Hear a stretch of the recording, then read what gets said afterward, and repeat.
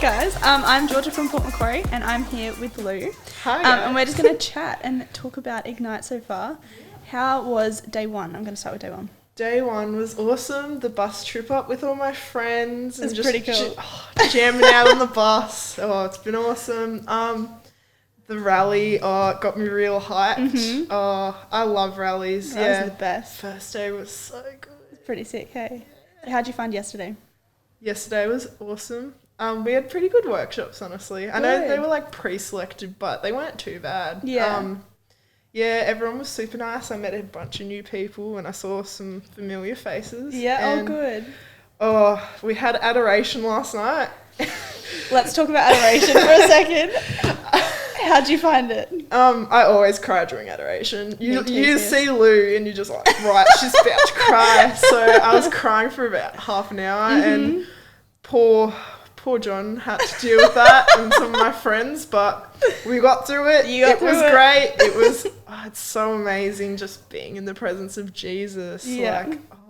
The fact that he comes into the room and Father Rob was saying the creator of the universe humbles himself into a piece of bread. Exactly. Nothing can get any better than that. Being in a room with Jesus. That's what makes me cry. It's like Jesus is right there and he's taken all my sins, all my troubles. He's right there. Yeah.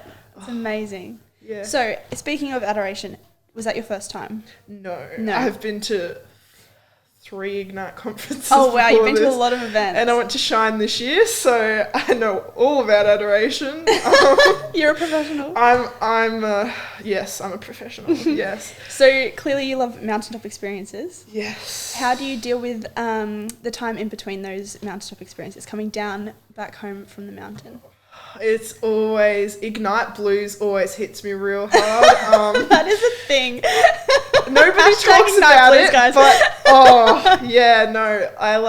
I hang out with we have what we call chapel time at school, and so we do daily prayer every day, and then we get to chat with everyone about our day. So that and going to youth group every Saturday and just hanging out with all my people, and ministry class always helps too. So good. You've just got to stick with your friends, talk about what's happened, and look back on photos and stuff. That's the easiest way to cope, I reckon. Yeah, good. It sounds like you've set up some pretty solid foundations in your life, routine, and that's amazing. I heard that you were recently baptized. Yes, well, at the start of this month, it was 2 years since I've been baptized. Oh, there you go. Yeah, so, I actually got baptized because of my first Ignite. So really? I haven't really talked to anyone about this, so exclusive, but I was a full-blown atheist. If there was a God, I hated him because I was going through some really dark times in my life. Yeah.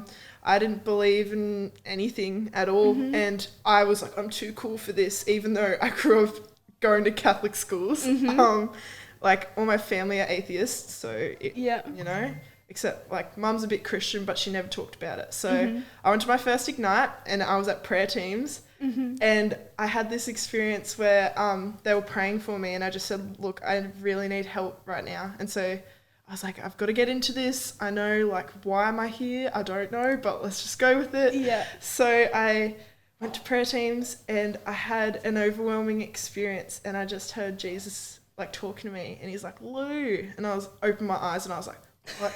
Who's there?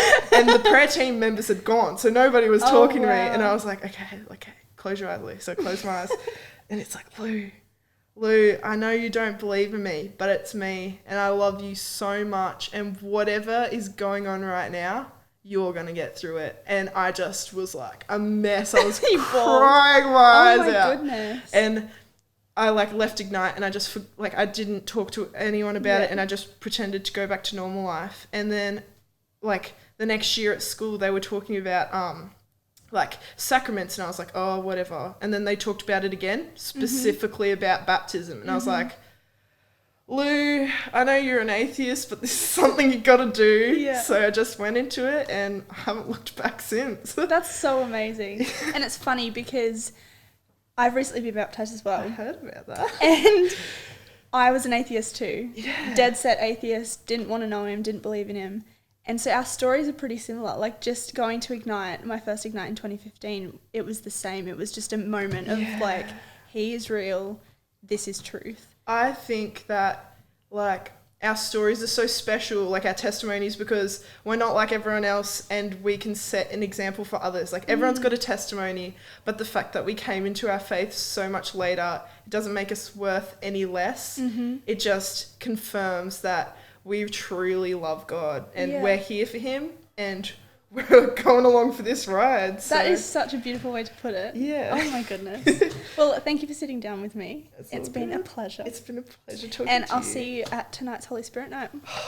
I'm so excited.